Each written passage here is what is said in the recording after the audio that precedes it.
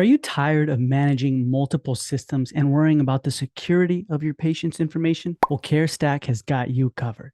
They're the all-in-one cloud-based practice management software. There's a couple reasons why you should switch over to CareStack. Number one, CareStack will streamline workflows with appointment scheduling, electronic healthcare records, and billing management all in one platform. Number two, not only will you save time, but you'll also improve the quality of your patient care by having all the information you need about your patients in one place. Three, and this is the best part, I think, is CareStack is cloud-based, so you and your team can access the information you need from anywhere at any time. Four, with enhanced security measures in place, you can feel confident that your patient's sensitive information is protected. Five, CareStack is also customizable, so you can tailor it to meet the specific needs of your practice. Six, it integrates with other tools and systems you already use, such as digital imaging software and laboratory management systems. And seven, with the user-friendly interface, you and your team will be up and running in no time. So guys, invest in your practice's success with CareStack. Go in the description below, click on the first link in the description below, and schedule a free personalized demos. You have nothing to lose. And if you like what you see, then you get an exclusive deal just for being a listener and viewer of the Dental Marketer podcast. So even if you just want to see what the exclusive deal is, click on the first link in the description below and get CareStack. All right, it's time to talk with our featured guest, Ross Brannont. Ross, how's it going? Great, Mike. How are you? I'm doing pretty good. Thanks for asking. If you don't mind me asking, where are you located right now? I'm in Tallahassee, Florida. Oh, nice. So it's January right now, and it's 75 degrees and humid. So we don't really have a winter here. Yeah, that sounds nice right now, though. You know what I mean? Like the weather, the degrees and the heat. But that's so good. That's good. So Ross, tell me a little bit about your past, your present. How'd you get to where you are today?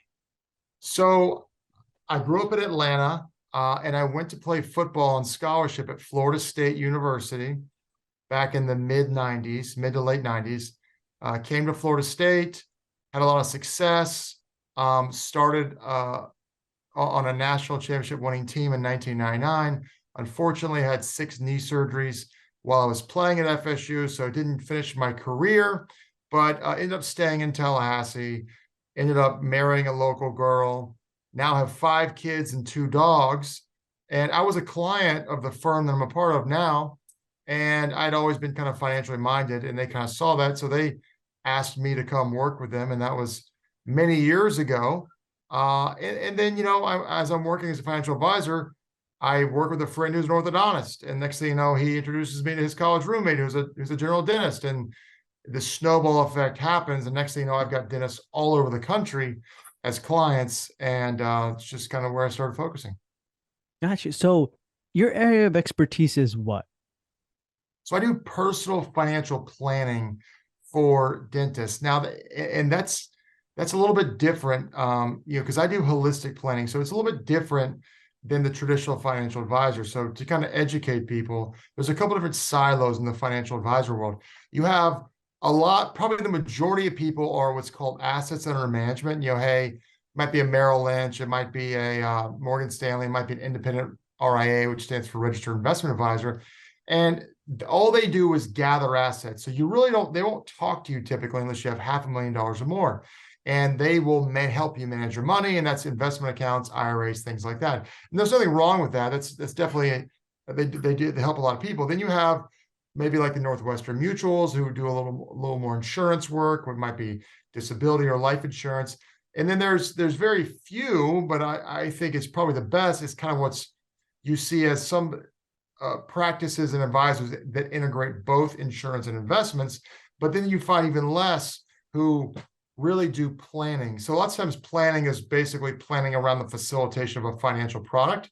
Now, we all need financial products. That's not bad, but is it really planning? So when we talk about holistic planning, the question is, what does that mean? Well, that means looking at everything that your money touches. So it could be something as boring as auto insurance, something as complex as legal and estate documents, or something as practical as how much money you save and where you save it.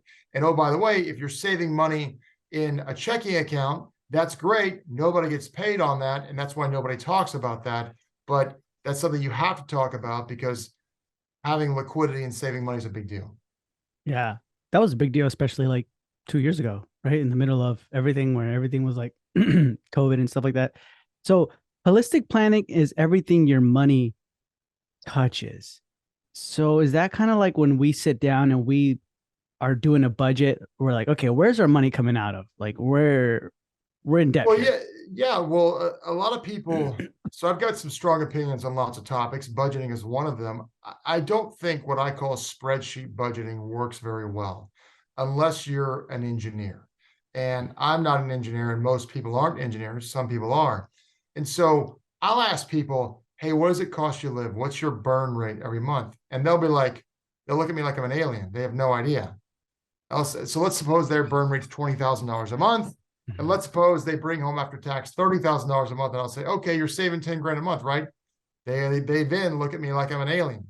So I'm not here to put you on beans and rice. And if you're a dentist, you probably don't need to be. Some might, but you probably don't need to be. And so it's like, let's create a cash flow structure that makes sense and works for you. And because the typical cash flow structure is all your check goes in your checking account, you spend what's there, whatever's left over, you save, and that's typically not very much. I feel like that's what we kind of tend to do a lot. So then let's do that. Let's build a cash flow structure. What does that look like? So, because expenses rise to meet income, that's Parkinson's law. So that would mean something as simple as, okay, I have a dedicated account somewhere else. And that account, my check goes into that account. Let's just use my numbers of 20 and 30 as an example. $20,000 goes down to that, or $30,000 goes to that account. I need 20 to live. So that account then transfers 20 to your checking account to live. And so now I'm automatically by default saving $10,000.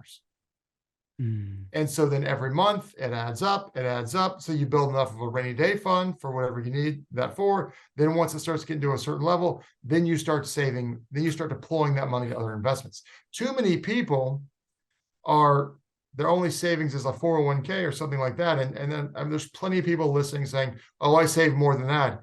But I can promise you, you're not saving as much as you could be or should be. So how can we do that? What because you're kind of talking about you're also talking about me here. Like I'm like, oh man, that's Everybody. exactly yeah. It's a human being thing. It's exactly what I do. Like I and there's something in me where I'm like, I don't want to see my checking account ever hit a specific number kind of thing, right? And I can allocate whatever left I have to savings and other things like that. But so you're saying have a specific account, make all the money go there, then by default, take out what you need to live. Yes, and they cannot be at the same financial institution. So for example, if you bank at a Bank of America, you can't have two checking accounts or savings account and checking account right next to each other because it's only an iPhone swipe away. Yeah. I closed my savings account at my bank because it was just an iPhone swipe away. So they have to be at separate financial institutions. And what you do is you have the money. So if you bank at a Bank of America, you set up, let's suppose you put, your check goes into some online account. Let's call it Ally. Let's suppose your check goes to Ally. You don't have Ally push the money. You have Bank of America pull the money. That way it avoids a fee. Okay. I like this. So then if we're not prone or we're not pro like spreadsheet budgeting, where do we start? For example, let's just say, continue. Here's what I do. Okay, I'll go, what's your car payment? It's $560 for the month. Well, then I round up and call it $600. Okay, what do you spend on your cell phone? It's $213. That's $250. And just round up, create a built-in fudge factor. Just go through every expense. What is gas? Well, gas is obviously a variable expense. Let's go on the high side. What is groceries? Let's go on the high side. Therefore, we have a $500 to $1,000 fudge factor built in because there's always things that come up. And so, all right, so maybe your real cost of living is $9,000, but we're saying it's $10,000. And so we build that fudge factor in. Now, you still have to be aware, cognizant of how much you're swiping, because nobody pays with cash anymore. You got to be careful how much you click the Amazon button. Yeah. So that's like legalized crack, that Amazon button. Yeah, it is. So we have to do that. Now, if you're a higher income person, because for dentists, I mean, you've got dentists making, lower income, and then you've got dentists who are making much higher income. But if you're a higher income dentist, the best way to save is to reduce your tax liability, to reduce the amount of taxes you owe. And then to the typical response is, well, I'm doing the best I can. My CPA says I am. And I would argue, no, you're not. More than likely, you're not, because most CPAs don't do tax planning. Most CPAs prepare tax returns. That's what you're paying them to do. There are the rare tax planning CPAs, many of whom I know. But if you're not meeting with your CPA on a quarterly basis, you're not doing tax planning. And that doesn't mean they're bad or they're a bad person. It's just the average CPA probably has 500 clients, and maybe 5 or 10% or less are the super high income business owners. The rest are W-2 employees. And so they aren't motivated to go learn advanced tax reduction techniques for the minority. It's just human nature. And so you have to begin to think outside of the box, because we've been conditioned to think, oh, I have to pay what I have to pay. And I was looking at a client case today. This guy makes $5 million a year. And through proper tax planning, it looks very likely that he'll be able to save $1 million in tax if he implements the strategies that are available. So there's a couple of things there. Everyone's situation is different. So that doesn't mean that's you. And it requires work, and you have to do certain things. So like when this is presented to this individual, he may not like the strategy for X, Y, and Z reason, and that's fine, but he just won't get the tax benefit from it. Got you. When it comes to that, what strategies have you noticed that are more popular, what more dentists would appreciate, and ones that are like, eh? Well, it all depends. So obviously the low hanging fruit, the easy one is a 401k. So you can put up to 60 some odd $1,000 into a 401k with the profit sharing portion of it, and that's a deduction that's right away. It's easy. You could then go on top of that with a cash balance plan. The way a cash balance plan works, though, is that it's dependent on the census, meaning the age and demographics of your employees. So the older you are, the better.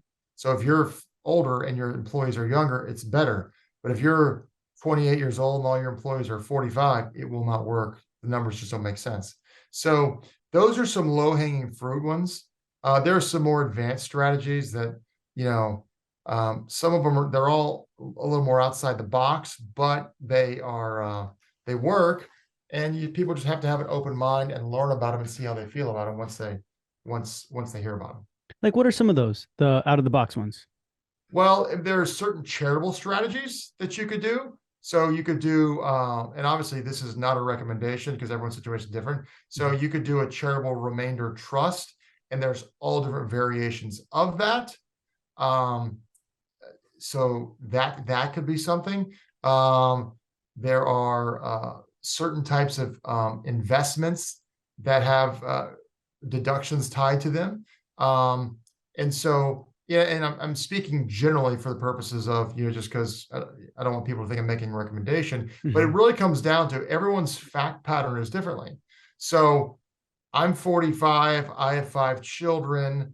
My situation, I live in Florida. My situation is uniquely different than yours. You're younger than me. You live in California.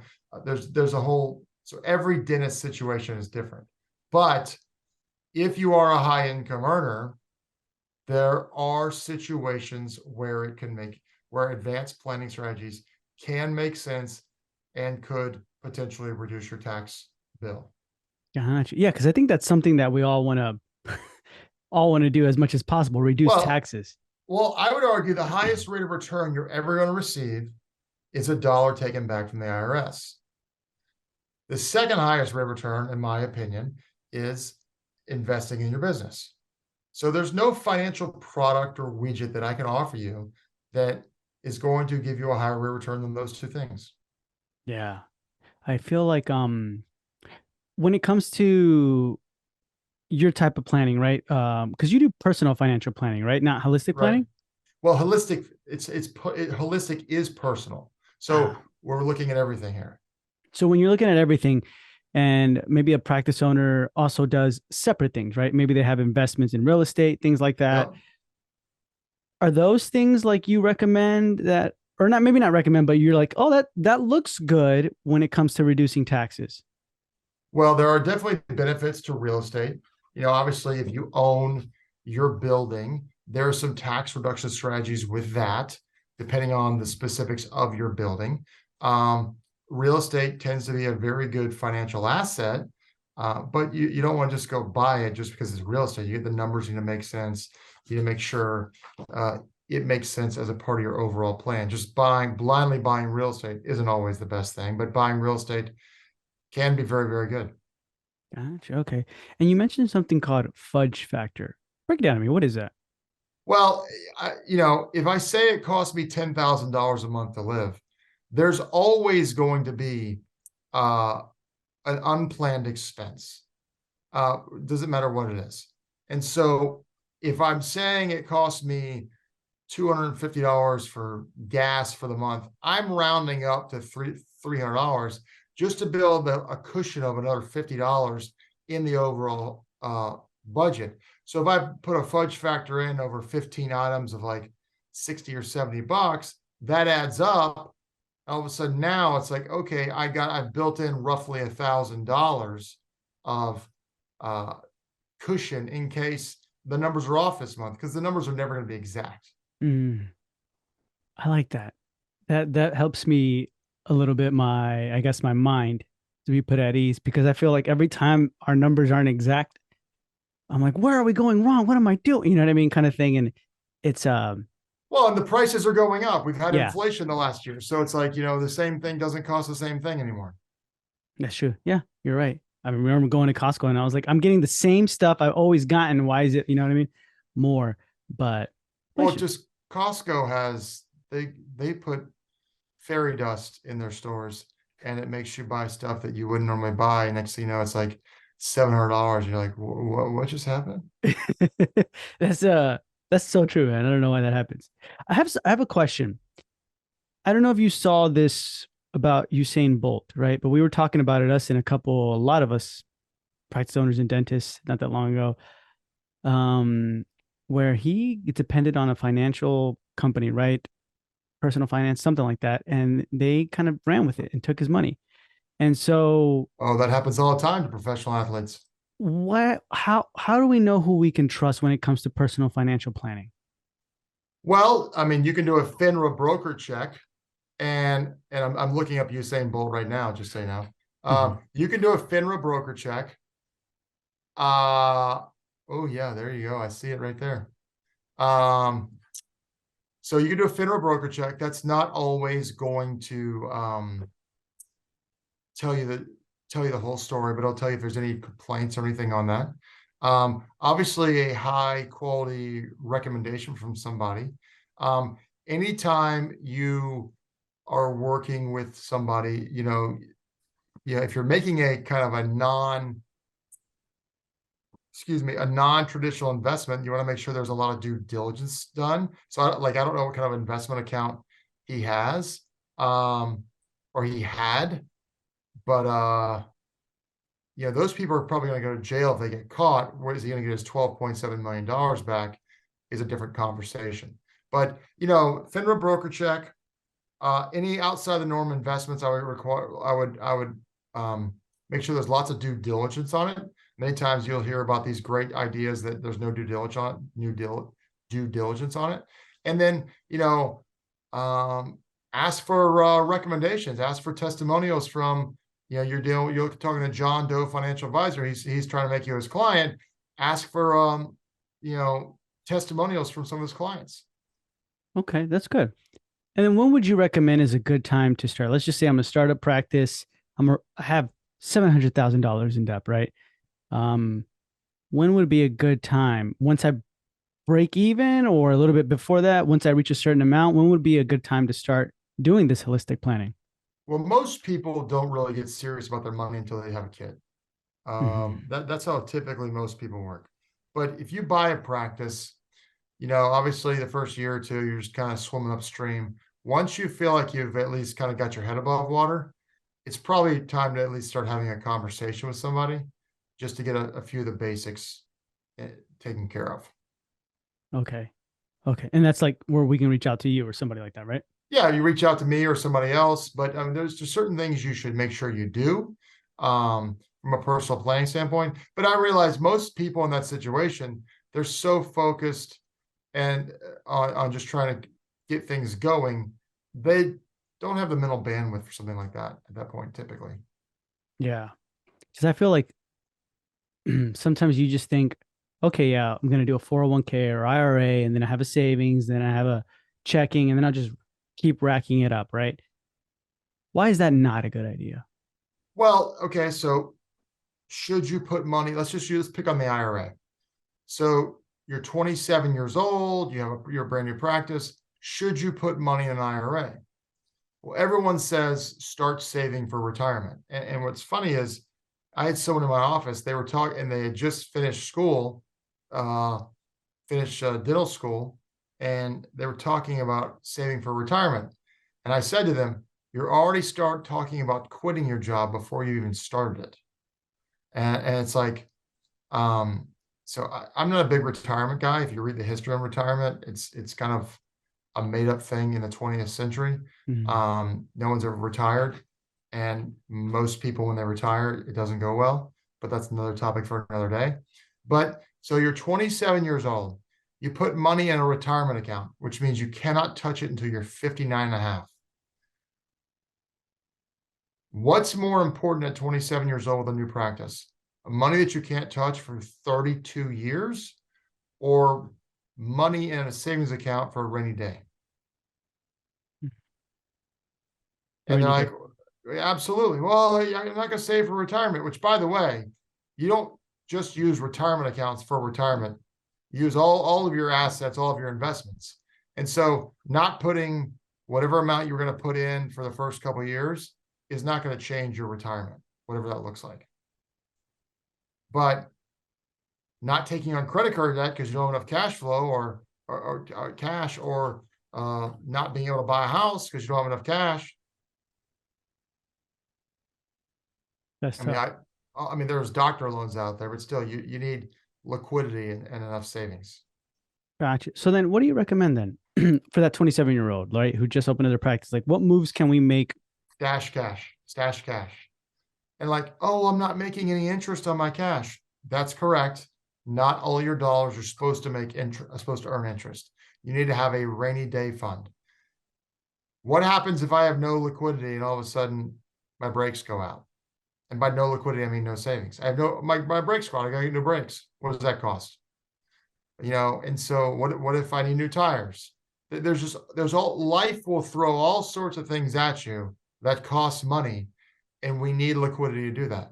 So, more often than not, there are some people who have too much savings, but usually it's people who have too little savings, not too much. Hmm. Gotcha. So when it comes to the too much savings part, let's just say we stash cash. We're like, okay, we can cover enough for like the brakes to go out a million times, Yeah. right? Or whatever. But what do we do now? Is that when we start with like our Well, I think you need to determine what I call your peace of mind number. So, what does it take you to sleep well at night? Okay. Is it 50,000? Is it 10,000? Is it 100,000? It's a different number for for every person. So, whatever that number is, anything over and above that, I would start deploying to an investment. And there's obviously millions of types of investments. The easiest one is just to set up a brokerage account, whether it's through an advisor or through yourself, and start putting money in there. But there's a million different ways to deploy capital. gotcha. And so that's where we can kind of come in and be like, hey Ross, like what should I do? Right? Like look at my stuff. Yeah, yeah. I mean that's one of the many things that I do. So, but there's a lot of things that, quite frankly, have to be done before that. Does anybody ever go to you when they're like, I'm drowning in debt? I have no idea where these holes are coming from, or I kind of can tell. I'm like, I'm not even living the life that I want or whatever. What am I doing wrong? Does anybody ever go for you? Um, they have on occasion. To be honest with you, I can help those people. It's not really what I focus on though. And if you're drowning in debt, just listening to someone like Dave Ramsey probably makes sense. Now, I don't agree with everything Dave Ramsey says, but he helps a lot of people.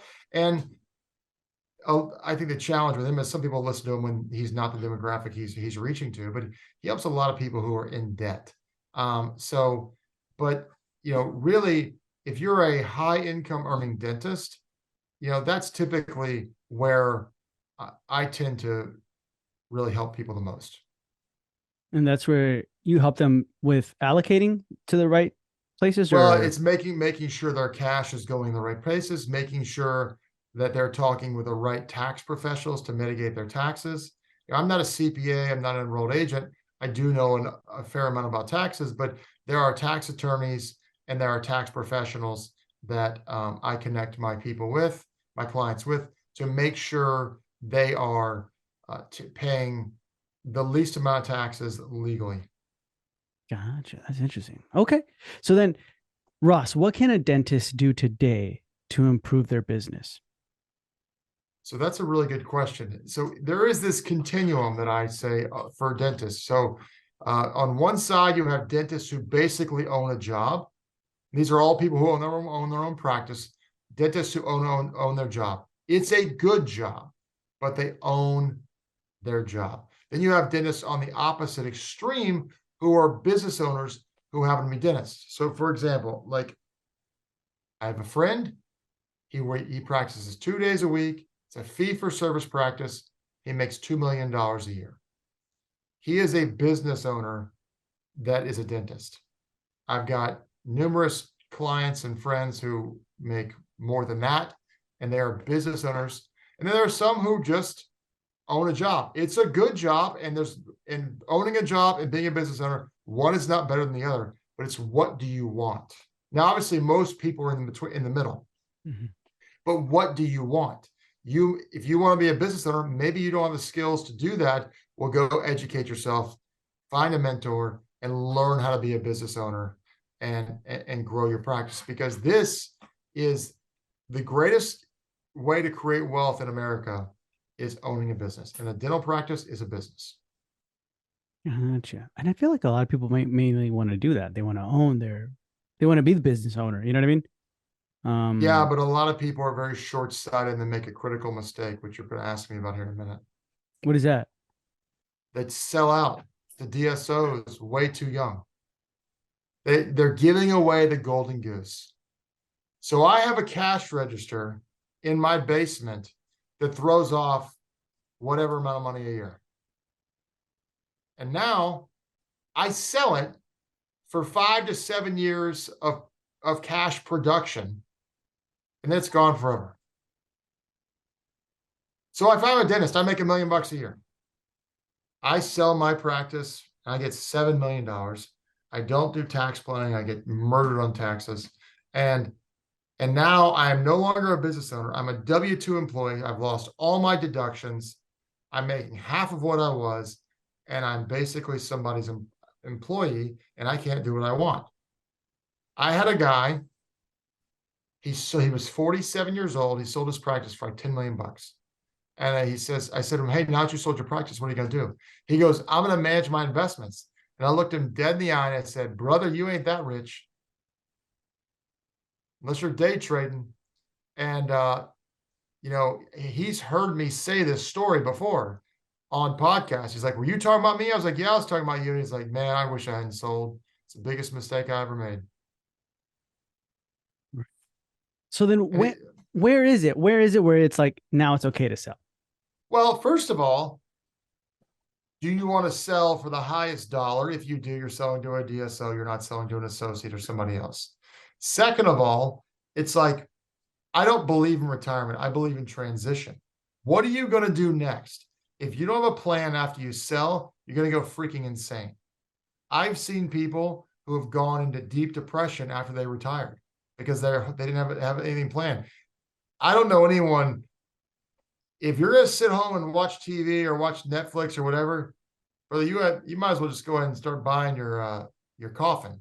I mean, people were not designed to retire if retire means do nothing.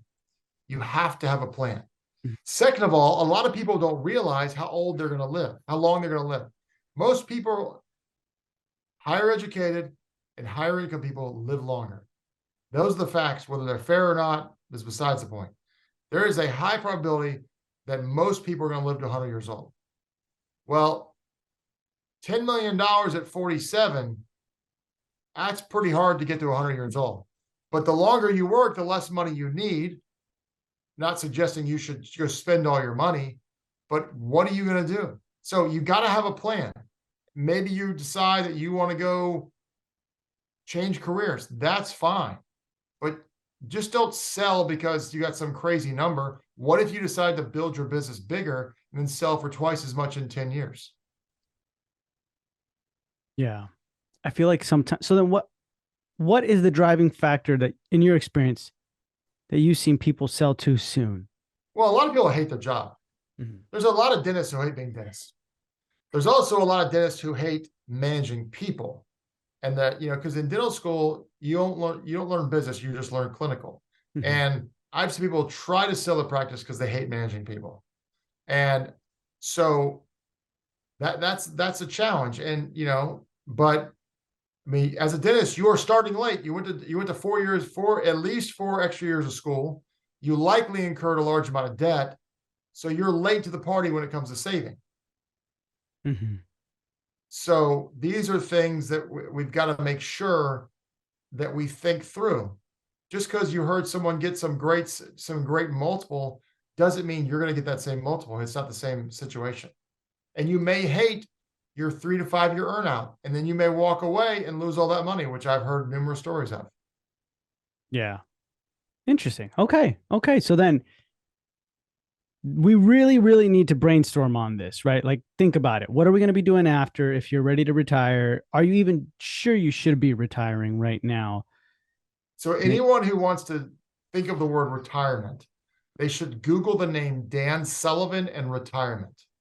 Dan Sullivan is the founder of Strategic Coach, and he's talked a lot about retirement and what it really means and what it is. Mm-hmm. And I think we've been conditioned about this whole concept of retirement. And I don't buy it. I don't ever want to retire. Mm-hmm. My dad had a forced retirement. He was a good saver, so he was okay financially, but he retired in his early 50s. And I saw him over the next 20 years physically and cognitively decline to be a shell of himself. It's like, I saw that. I was like, I ain't doing that. No interest whatsoever. I'm never stopping working. Yeah. What do you I mean may by not that? do this. I mean, I may do something else, but I'm not stopping working. Yeah. No. But I mean, like, what do you mean by like your dad? He became a shell. Like, Well, he is physically, he's so frail.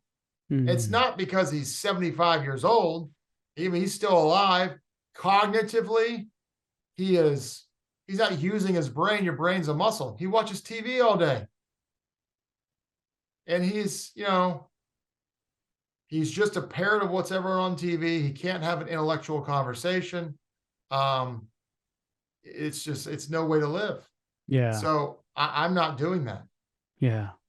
No, I get you. I don't ever think like, I don't ever think I can just stand still and you know what I mean? Like just be there. It's like your brain's constantly like, oh, this idea has to happen right now, kind of thing. And you build it, do something, conversation. So I agree. You said Dan Sullivan retirement. Yeah. Google those 3 things. Okay. It's Dan Sullivan's the founder of Strategic Coach, and it's a phenomenal program. And if any, I would probably recommend any dentist, any business owner consider it. Okay, so all right, so if you type Dan Sullivan retirement into Google, it's not Sullivan Retirement Resource, the first one. It is the second link. It's Why I Don't Believe in Retirement by Dan Sullivan. Okay. It's I'm gonna put a link to that in the show notes below so you guys can also read about it. Check it out. I'm gonna read about it. Check it out. You know what I mean? Oh yeah, for sure. Yeah. Awesome. Okay. So then these next questions, Ross, are just to get into the head of someone who isn't totally involved on the clinical side of dentistry, right? Okay. So for you, what would you like to see more from a dentist? Well, it's hard for me not to go back to start thinking like a business owner. So you start thinking like a business owner, and I think that enhances the overall practice in so many ways. It enhances the lives of the staff, because if you start thinking like a business owner, you start creating more revenue, and now you can also, as you create more revenue, you can start paying your people more. You can start rewarding them more. And so I think that is a really important idea. And the bigger you go, the more people you serve. Do you feel like sometimes dentists think they're thinking like a business owner, but there's signs that they're not? I think everyone who owns a business many times thinks they're thinking it, and they may be missing the boat, even you and I. So the question is, to really be a business, can you walk away and it still continue running Mhm. versus being self-employed? So Gotcha. so the example I gave, someone practicing 2 days a week, he's got 2 or 3 associates. If he walked away completely, he may not make the money he's making, but he'll still do really well. Mhm. Mhm. Compared to someone who can walk away. Right. Right. Interesting. Okay. Okay. And then right now, what do you hate about dentistry? Or what do you not really like at all about dentistry? Okay, at the risk of offending people, I don't like that they're sheep. And that kind of comes off harsh, but they all do the same thing. They all join the same club. They all get the same Facebook group. And if one person says it, they all do it. It's like if one person says buy Bitcoin, then all of Bitcoin was bought by Dennis. So they all, I mean, I'm exaggerating, but only slightly. I'm making a broad brush generalization, but they tend to, like, they just tend to all do the same thing.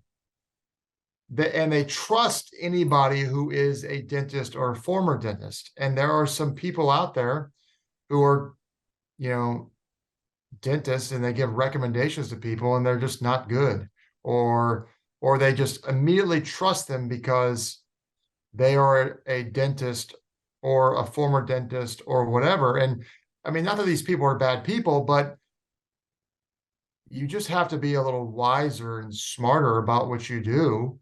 Um, you can't just join something or be a part of something or trust somebody just because they do what you do. And that might be a little unfair on my part, because there is a probably a fraternal feel to someone in your industry, but you just want to, I mean, and I'm not saying that they're bad groups or bad people, but don't just do it because everyone else is doing it. Start to think a little bit contrarian, if that makes sense. So I'm not trying to disparage anyone individually. I'm just saying people need to think for themselves and not just follow the crowd. Gotcha. You see that pretty often? I mean, I've seen it a fair amount of times, and I've even joked to some dentists. I said, I met like a few guys from one certain Facebook group, and I said, "Oh, that group's a cult," and they just started laughing. And so it's kind Yeah. of funny. Okay. Okay. And then right now, what do you love about dentistry? I love that. I love that it's an opportunity to build a business. I was talking to a senior in college, and he wanted to go be a doctor, a physician. I said, dude, go be a dentist. You'll make twice as much money. And most physicians are W-2 earners, Mhm. and they got to go to med school, then they got to do residency. Versus dentists, you're a business owner, and so you have the ability to make so much more. You're not getting your pay cut by insurance reimbursements. Obviously, dental insurance has its challenges, but nothing like medical insurance. And so it's just an incredible opportunity to create wealth. Owning a business is a great way to create wealth. Gotcha. Okay. And then right now, when it comes to, I guess, building wealth, what pieces of advice can you give us, like instructions, when it comes to building that? Well, I would assume everyone who's listening has heard of Warren Buffett. And he says Mhm. the number one habit to acquire is the habit of thrift. And what does he mean by that? He means savings. Save your money. So I can prove that saving your money, the higher the savings rate is more, your savings rate, let me say it this way, your savings rate is more important than your rate of return. So saving 20 or 25% or 30% of your income is more important than getting 10, 11, 12%. Now, you do want to get a rate of return on your money. Don't get me wrong, but you want to save at a high rate of return, at a high savings rate rather, first. So save money. Now, obviously you need to invest it, but save your money. Gotcha. Okay. So save it. Save it as Yes. much as you can. Okay, let's deal with the problem of too much savings versus having too little savings.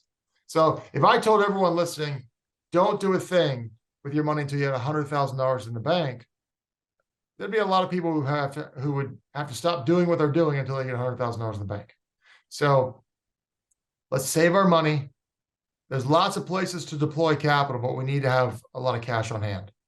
Yeah.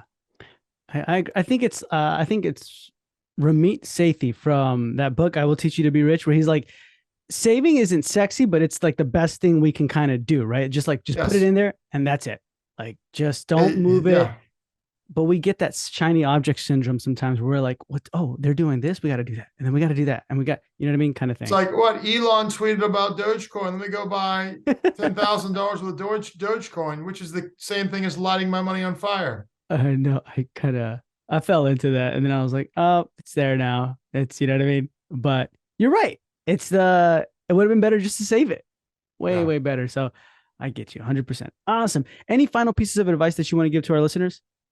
No, I mean, nothing at all. Just, I mean, there's a lot of advice that's kind of in silos out there. And really you want to get advice that's kind of, like I said earlier, more holistic. So that's the ideal scenario. You know, obviously everyone has, some things are tried and true no matter what. Some things are opinion, but you want to mathematically verify whatever you're talking about. So let's weigh and measure decisions so we know what the right decision is. Gotcha. Awesome, Ross. I appreciate your time. Thank you so much for being with us. And if anyone has any questions, where can they find you?